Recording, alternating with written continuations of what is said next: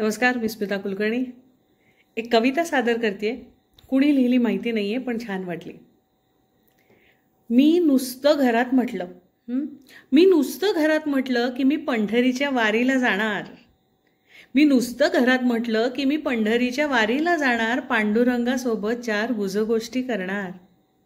दुःखाचं वाळवंट माझं इंद्रायणीत भिजवणार आणि सुखाच्या रिंगणात भान हरपून फिरणार. तर केवढा कांगावा घरातल्या विठोबानं केला. कमरेवर हात घेत म्हणाला, मुलांचं काय, माझा डबा कोण देणार. आईशी बोललीस, काही जबाबदारीची जाणीव. नुसता माझ्या नावानं मुक्त घोष केला, नुसता माझ्या नावानं मुक्त घोष केला. कारण मी नुसतं घरात म्हटलं की मी पंढरीच्या वारीला जाणार. सासूबाईंनी तर पार आवडीचं मौनच घेतलं. टाळ चिपळ्यांच्या आवाजानं अख्खं स्वयंपाक घर दुमदुमलं. का तर मी नुसतं घरात म्हटलं की मी पंढरीच्या वारीला जाणार. छोटी मुक्ताई वाट अडवून उभी राहिली. मोठ्या जनीनं व्याकुळ नजर दिली. आईच्या टाहोचा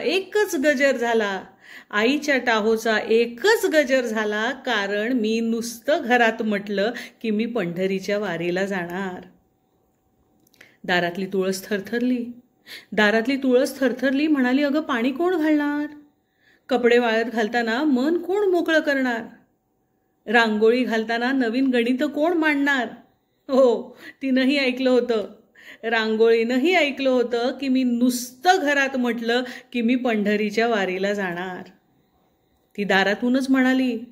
रांगोळी म्हणाली, तू थांब इथंच, नको करूस वारी. अगं हीच तुझी पंढरी, भरला संसार घरी.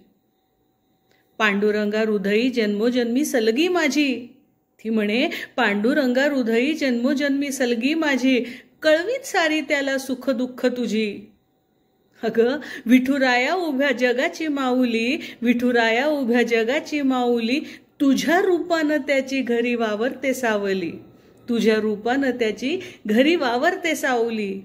तू नुसतं आज म्हणालीस की तू पंढरीच्या वारीला जाणार, पण अगं माऊली विना हा गाभारा मात्र रिता होणार. नको जाऊस, हीच तुझी पंढरी. कविता